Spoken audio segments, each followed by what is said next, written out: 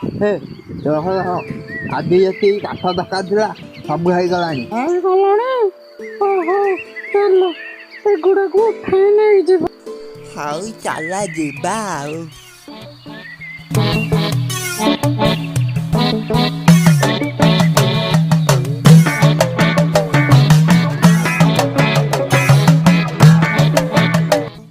ମାଲିକ, ଓ ମାଲିକ, ଜଙ୍ଗଲରୁ ସବୁ କାଠ କାଟି ନେଇ ଆସିଲୁ।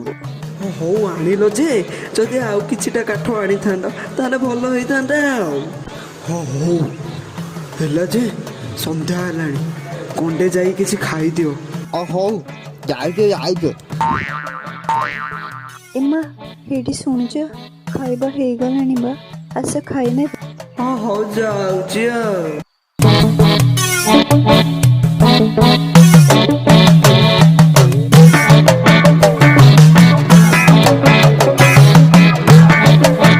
କାଠ କାଟି କାଟି ମୋ ଅଣ୍ଟା କାଟିଲାଣି, ଆହୁରି ଆଙ୍କୁ କାଠ ଦରକାର। ଓ ଛାଡ, ଖାଇଦବା ଚାଲ।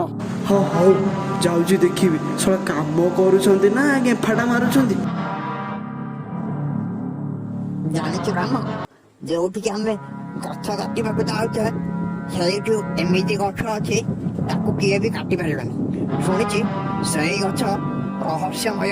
ଯିଏ ବି ଏଇ ଗଛ କାଟିବାକୁ ଯାଏ ଗଛରୁ ଶବ୍ଦ ଆସେ, ମତେ କାଟ ନା, ମତେ ମାର ନା, ତମକୁ ଯାହା ଦରକାର ମୁଁ ଦେବାକୁ ପ୍ରସ୍ତୁତ ଅଛି। ଚାଲ ହଟ୍ ପାଗଳ, କୋଉଠୁ ଶୁଣିକି ମୁଁ ଆଗରେ ଆସିକି ପବନ କରୁଛୁ? ଆରେ ଶଳାଟା, ମୁଁ ପରା ସତ କହୁଛି। ଆମ ଗାଁର ରମେଶ ସାରେ ଗଛ କାଟିବାକୁ ଯାଇକି ଏବେ କୋଟିପତି। ସେ ନରହରି ସେ କେମିତି କୋଟିପତି ହେଲେ ଜାଣିଛୁ? ସେ ତାକୁ ସବୁ ଦେଇଛି। ଏଇଟା ପୁରା ସତ କଥା।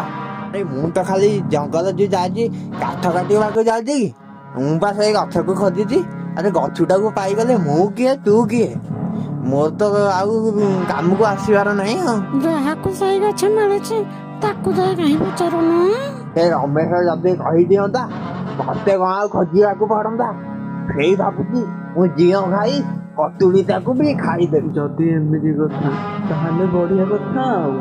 ଯାଉଛି, ମୁଁ ଯାଇକି ଜଙ୍ଗଲରେ ଗଛ ଗୁଡାକୁ ଯାଇ ଖୋଜିବି। ହେଲେ ଏଇ ଦୁଇ ଜଣଙ୍କର କଣ କରିବି? ହଁ ହଁ ବୁଝିଗଲି ବୁଝିଗଲି। ହେରେ, ତମେ ଦି ଜଣ ବସିକି ଏଇଠି ଗପୁଛ, କାଠଟା କଣ ମୋ ମାଇକିନା ନବ? ହଁ ହଁ ହଉ, ଜଲ୍ଦି ଯାଅ। ହଁ ଶୁଣ, କାଲି କାମକୁ ଆସିବନି, ତମ ଦି ଜଣ ପାଇଁ କାଲି ଛୁଟି। ହଉ ମାଲିକ, ଆଉଛି ଆଉ। ମାଲିକେ, ହଉ ଆମେ ଏବେ ଯାଉଛୁ ଆଉ।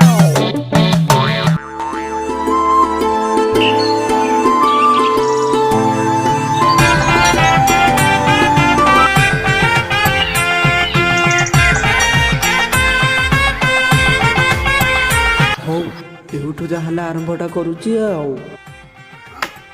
ନାଇଁ ନାଇଁ, ଏଇ ଗଛ ଜମାରୁ ନାହିଁ।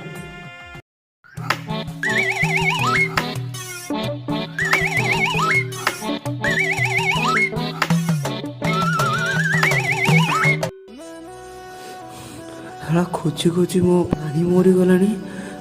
କୁଆଡ଼େ ଗଲା ସେ ରହସ୍ୟମୟ ଗଛ? ଆଜି ମିଳିବ କି ନାହିଁ କି ଜାଣି ସେ ରହସ୍ୟମୟ ଗଛ।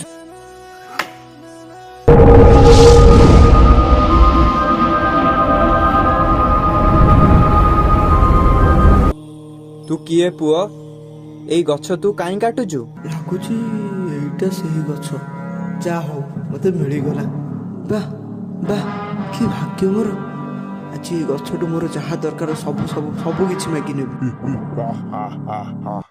ହେ ବୃକ୍ଷ ମହାତ୍ମା, ଜଣେ ଗଛ କାଟି ପେଟ ପୋଷୁଥିବା ସାମାନ୍ୟ କାଠୁରିଆଟିଏ ଜଙ୍ଗଲରୁ କାଠ ନେଇ ବଜାରରେ ବିକ୍ରି କଲେ ମୋର ଘର ଚଳେ।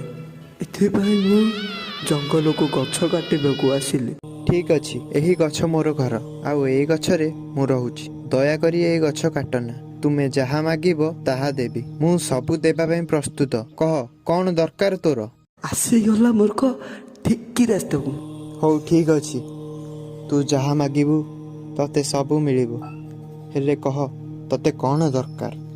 ମତେ ବହୁତ ବହୁତ ବହୁତ ପଇସା ଦରକାର। ଖାଲି ତ ପଇସା ଦରକାର ମତେ ଆଉ। ଠିକ ଅଛି, ତତେ ସବୁ ମିଳିଯିବ। ହେଲେ ହେଲେ ମୋର ଗୋଟେ ସର୍ତ୍ତରେ। କୋଉ ସର୍ତ୍ତ? ଏସବୁ ଜିନିଷ ବଦଳରେ ତତେ କିଛି ଏପରି ଦେବାକୁ ପଡ଼ିବ ଯାହା ତତେ ବହୁତ ପସନ୍ଦ। ତୁ ଦେବାକୁ ପ୍ରସ୍ତୁତ ତ? ହଁ ହଉ ମୁଁ ପ୍ରସ୍ତୁତ। ହଉ ଠିକ୍ ଅଛି, ଠିକ୍ ସମୟ ଆସିଲେ ମୁଁ ନେଇଯିବି। ହେଲେ ସାରା ଦୁନିଆରେ ତତେ ସେ ସବୁଠାରୁ ଅଧିକ ଭଲ ପାଏ, ଆଉ ତୁ ତା ବିନା ଗୋଟେ ପାଦ ବି ଆଗକୁ ଯାଇପାରିବୁ ନାହିଁ। ମୁଁ ଠିକ୍ ସମୟ ଆସିଲେ ତୋ ଠାରୁ ତାକୁ ନେଇଯିବି। ମୋ ମାଇକିନା ପଳେଇବ ତ? ହଉ ଯାଉ ହରି, ଚାକରାଣୀ ଅଛି, ସିଏ ତ କାମ କରିବ ନା। ହଁ ହଉ ଠିକ୍ ଅଛି, ତେବେ ତୁମେ ମୋ ସ୍ତ୍ରୀକୁ ନେଇଯାଅ। ହଉ ଠିକ୍ ଅଛି, ନେ ତୋର ପଇସା।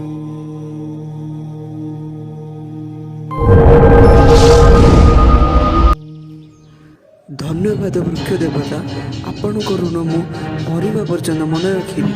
ଜୟ ଗଛ ମହାରାଜା କି ଜୟ, ଜୟ ଗଛ ମହାରାଜା କି ଜୟ, ଜୟ ବୃକ୍ଷ ଦେବତା କି ଜୟ, ଜୟ ବୃକ୍ଷ ଦେବତା କି ଜୟ, ଜୟ ବୃକ୍ଷ ଦେବତା କି ଜୟ। ଆଲୋ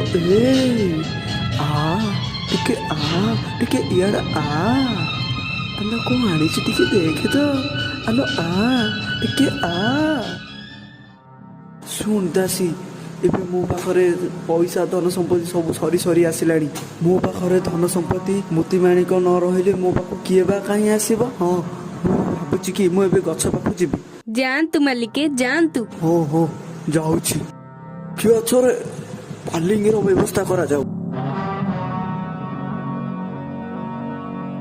ସମସ୍ତେ ଯାଇ ଜଙ୍ଗଲ ବାହାରେ ଅପେକ୍ଷା କର।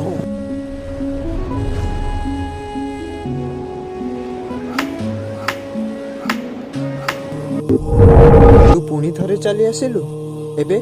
ଏବେ ପୁଣି ତୋର କ'ଣ ଦରକାର? ହେ ବୃକ୍ଷ ମହାତ୍ମା, ମତେ ଦୁନିଆର ସବୁଠାରୁ ମୂଲ୍ୟବାନ ଜିନିଷ ଦରକାର, ଯେମିତିକି ହୀରା ଲୀଳା ମୋତି ମାଣିକ୍ୟ ସବୁ କିଛି ଦରକାର ମୋତେ। ହଉ ଠିକ୍ ଅଛି, ହେଲେ ମୋର ସର୍ତ୍ତ ମନେ ଅଛି ତ?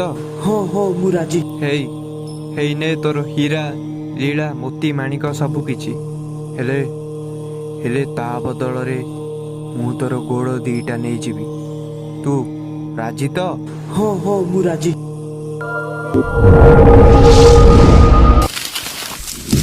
ମୋ ପାଖରେ ତ ଦାସୀ ସେବକ ଚାକର ସବୁ ଅଛନ୍ତି, ମୋର ଚାଲିବା କ'ଣ ଦରକାର। ଶୁଣ ସେବକ, ଏଠାକୁ ଆସ। ଦେଖ ଦାସୀ ଦେଖ, ମୁଁ କେତେ ଧନୀ ହେଇଗଲିଣି। ଧନୀ ଲୋକ ହେଇ ଇଏ କ'ଣ କରିବ? ପଙ୍ଗୁ ଲୋକ ସବୁବେଳେ ପଙ୍ଗୁ। ଏହି ସବୁ ହୀରା ଲୀଳା ଏବେ କ'ଣ ହବ? ମତେ ଏବେ ରାଜସିଂହାସନ ଦରକାର, ମୁଁ ଏବେ ରାଜା ହେବି, ରାଜା।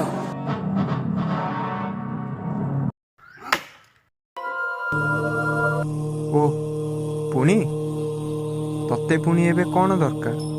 ମୁଁ ଏବେ ରାଜା ହେବି, ରାଜା। ଠିକ୍ ଅଛି, ମତେ ଏବେ ତୋର ହାତ ଦିଟା ଦରକାର। କ'ଣ ତୁ ରାଜି ତ?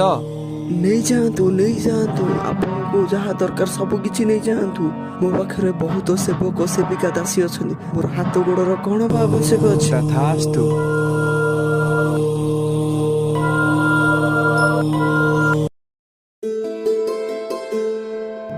ଯାହା ହଉ ମୁଁ ଏବେ ରାଜା ହେଇଗଲି, ବହୁତ ବଡ଼ ରାଜା। ଦାସୀ, ତୁ ମୋ ସିଂହାସନରେ ବସିଛୁ, ତୋର ଏଡେ ସାହସ, ଉଠ ମୋ ସିଂହାସନରୁ, ମୁଁ ରାଜା ଅଟେ।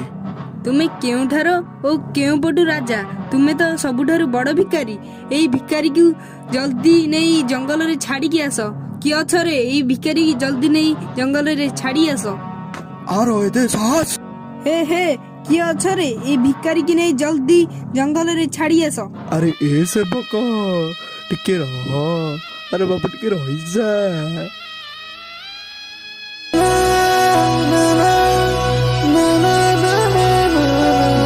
ପ୍ରଭୁ, ମୋଠୁ ତ ସବୁ କିଛି ନେଇଯାଇଛ, ଆଉ କ'ଣ ନେବାର ବାକି ଅଛି?